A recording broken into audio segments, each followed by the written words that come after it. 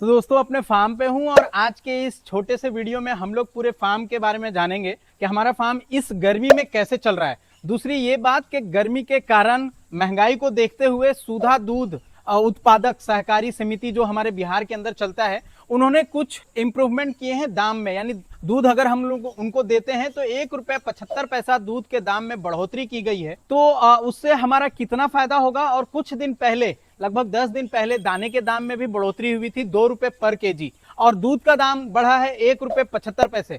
क्या हम किसान जो पहले थे उतना ही पे हैं, या कुछ इंप्रूवमेंट दूध के दाम बढ़ने से होगा, या दाने के दाम बढ़ने से हमारा और फार्म लॉस में जाएगा? आज के इस वीडियो में उसी को समझेंगे। उससे पहले कहूंगा, अगर हमारे चैनल पे पहली बार आए हैं तो हमारे चैनल को सब्सक्राइब कर लें, साथ में बेल आइकन भी दबा दें ताकि आपको इस तरह का वीडियो का नोटिफिकेशन मिलता रहे। तो सबसे पहले हम लोग दाने को समझते हैं, उसके बाद हम लोग दूध के रेट के बारे में बात करेंगे।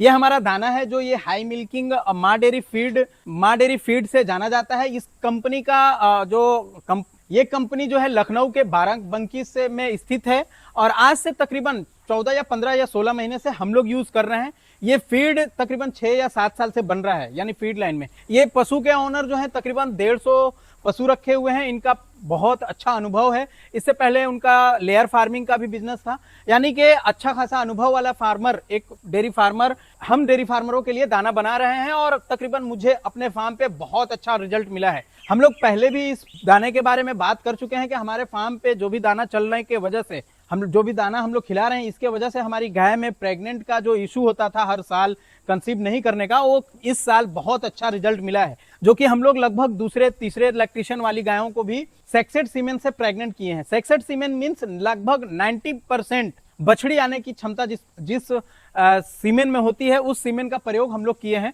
कंपनी का दावा होता है कि ये सेक्सेड शॉर्ट जो सीमेन है, सेक्सेड सीमेन, ये फर्स्ट टाइमर बछड़ी में लगाया जाए, और अगर आपको ज्यादा है तो सेकंड टाइमर में लगाया जाए। फर्स्ट टाइमर में ज्यादा रिजल्ट मिलने के चांसेस। इसमें जो जीवाणु होते हैं सीमेन के अंदर कम होते हैं, जिसके कारण कंसीव करने का क्षमता थोड़ा कम होता है सेक्सेड शॉर्ट में। लेकिन अपने फार्म पे उस सेक्सेड सीमेन से भी कंसीव की हुई गाय हम लोग आपके सामने दिखा सकते हैं। जैसे ये वाली गाय देख पा रहे हो 40-116, ये खुद 40-116 फर्स्ट जनरेशन है हमारे फार्म की। इसकी माँ एक लोकल एसएजी 5 स्टार या 3 स्टार की गाय थी, उसमें हमने 40-116 लगाया था। ये सेकंड टाइमर में प्रेग्नेंट, हमने थर्ड टाइम में प्रेग्नेंट कर दिया है। सेकंड टाइम में 2 टाइम में इसने बच्चा दिया, और दोनों टाइम में अच्छे सीमेन लगाए थे, लेकिन बछड़े को जन्म दिया, लेकिन नॉर्मल सीमेन लगाया था हमने। इस बार थर्ड जनरेशन में हमने सेक्सेड सीमेन लगाया है बायफ का, अम्रपाल बुल का। इसका डिस्चार्ज हमने दिखाया था बहुत बार कि भैया ये डिस्चार्ज कर रही है, इस तरह का लगता है मुझे ये कंसीव नहीं करेगी, लेकिन ऐसा कुछ नहीं है। ये गाय प्रेग्नेंट है। हमने हाथ से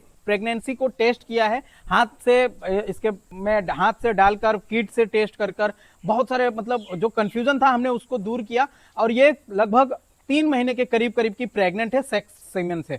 और ये जो आप देख पा रहे हो, ये वाली नई गाय जो बच्चा दी है, अभी मेल काफ दिया था, ये अभी तकरीबन 20 लीटर के करीब में दूध है। इसको बच्चा देने के बाद पता नहीं कि वो अपने फार्म पे हम लोग ये देख रहे हैं कि बुखार आ जाना, गाय कम खाना, और जब वो बुखार बढ़ता है तो एनाप्लाज्मा या थलेरिया के रूप ले लेता है। अपने फार्म पे हमने ये देखा कि इसको एनाप्लाज्मा है, नाक से पानी आना, गाय सुस्त हो जाना, ब्लड का जो आरबीसी कम हो जाना, इस तरह का हमने देखा। जांच में मुझे पता चला, ब्लड जांच कराया तो एनाप्लाज्मा निकला। एनाप्लाज्मा का हमने टीका लगा दिया है, अभी बहुत अच्छा कंट्रोल में है। गाय तकरीबन 20-21 लीटर दूध के करीब कर रही है। अब हम लोग इसको बात करते हैं, ये वाले गाय लगभग 4थे या 5वें लैक्टेशन में है, हमने खरीद कर लाया था।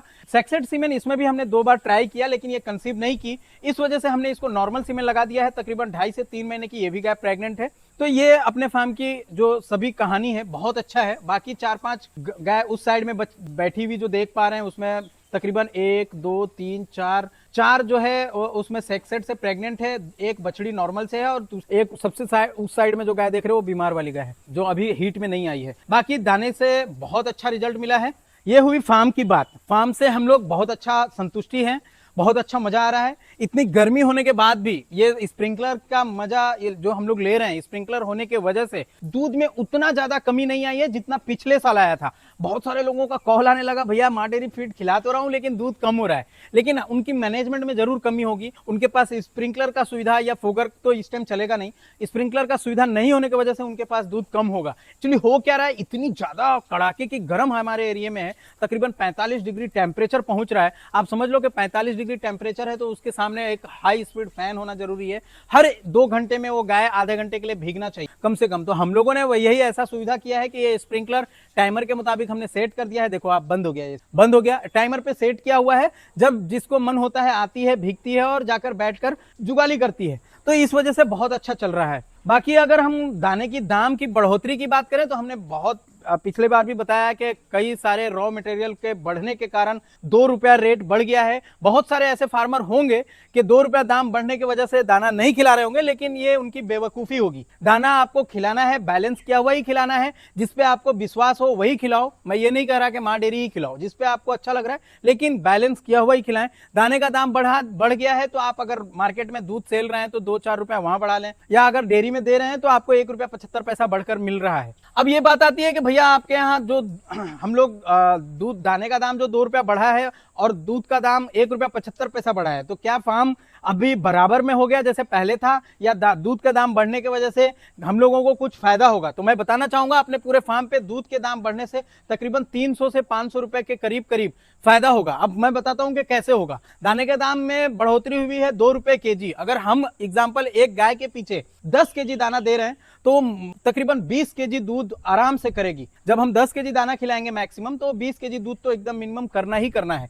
20 केजी दूध करने वाली गाय को 10 केजी आपने दाना दिया तो कॉस्ट जो बढ़ा हुआ दाना का दाम आया वो 20 रुपए आया। इस बात को आप समझिए, 20 रुपए जो आया वो 20 रुपए आपका जो दूध का दाम 1 रुपया 75 पैसा बढ़ के आया, उस 20 केजी दूध को अगर आप डेयरी में डालते हैं तो तकरीबन 35 रुपए बढ़कर मिलने वाला है। आप इस बात को समझें, 20 रुपया आपका जा रहा है, 35 रुपया दूध का दाम बढ़ने की वजह से आ रहा है, तो आप फायदे में जो हो रहे हैं वो 15 रुपए का फायदे हो रहे हैं। एक गाय अगर 20 लीटर दूध कर रही है तो 15 रुपया दे के जा रही है। आप इससे ये अंदाजा लगा लो कि अगर आपके फार्म पे ऐसी 10 गाय है यानी 200 लीटर है तो पर गाय 15 रुपया आपको आने वाला है, अगर आप इस तरह से कैलकुलेशन करते हैं तो। यानी कि हर फार्मर दूध के दाम बढ़ने की वजह से 1 रुपया 75 बढ़ने की वजह से तकरीबन 15 रुपए 20 लीटर गाय दूध करने वाली गाय से फायदे में है। तो इस बात से हमको ये पता चलता है कि हम लोग कुछ दाने के दाम बढ़ने के बावजूद दूध का दाम बढ़ने की वजह से फायदे में चल रहे हैं।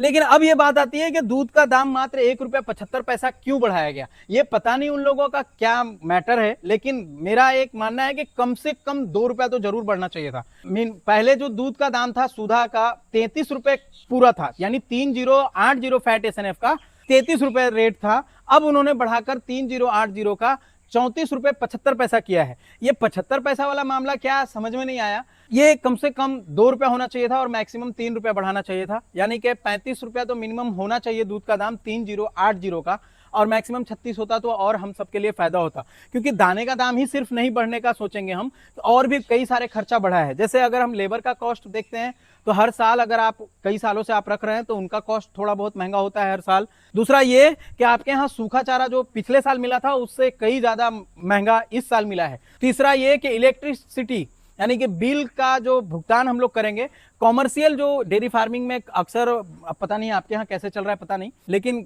कॉमर्शियल लेवल पे डेयरी फार्मिंग पे अगर आप मीटर लेते हैं तो कॉमर्शियल मिलता है। और कॉमर्शियल पे जो इन्होंने बढ़ाया है कि नाइट में, रात में कुछ ज़्यादा यूनिट होगा, दिन में कुछ कम होगा, ये फंडा मुझे अच्छा नहीं लगा। जो कि डेयरी फार्मिंग का जो इलेक्ट्रिसिटी बिल होना चाहिए ये एग्रीकल्चर में होना चाहिए, क्योंकि हम लोग किसान हैं। ये बिजनेस जो है किसान लेवल का है, खेती से जुड़ा हुआ है, तो इसको एग्रीकल्चर में लेना चाहिए था। और इसका जो यूनिट है वो काफ़ी सस्ता होना चाहिए। इसको दुकान के तरफ से देख रहे हैं जैसे, ये सही नहीं है। अब पता नहीं दूसरे राज्यों में कैसा है, हमारे बिहार में तो कॉमर्शियल ही है। हम लोग जब अपना मीठा कनेक्शन है तो उन्होंने कहा कि कॉमर्शियल लीजिए, इस वजह से ये फंदा है। तो ये सब मिलाकर कम से कम 2 रुपया रेट बढ़ना चाहिए। अब बात आती है कि हमारे बिहार में भी ऑप्शन हो गया है कि कई सारी डेयरियां हैं, जैसे मदर डेयरी है और अमूल है और 3-4 कंपनियां हैं जो दूसरे जिलों में काम कर रही है।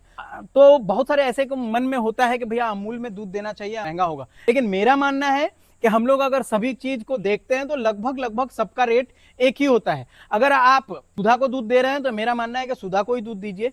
अगर आपको जहाँ पे सुविधा के अनुसार, जैसे सुधा में एक दो चीज हम लोग देखे हैं कि ड्राइवर्स जो है गाड़ी पे दूध चोरी होने का ज्यादा चांसेस होते हैं। हमारे साथ भी हुआ था पिछले 2-3 साल पहले, हमने वीडियो भी बनाया था। लेकिन अब हमारे अरवल जिला में मुझे लगता है कि कोई कोई रूट में हो रहा है। हमारे रूट में तो बहुत अच्छा चल रहा है, हमारे रूट में बहुत अच्छा ड्राइवर भी है, ड्राइवर के ऑनर भी बहुत अच्छा है। बहुत इस तरह का चोरी का मामला जो है वो अब बिल्कुल खत्म हो गया है। लेकिन कुछ कुछ रूट में इस तरह का चोरी होता है। चोरी अगर आपके एरिया में हो रहा है तो कंप्लेन करें।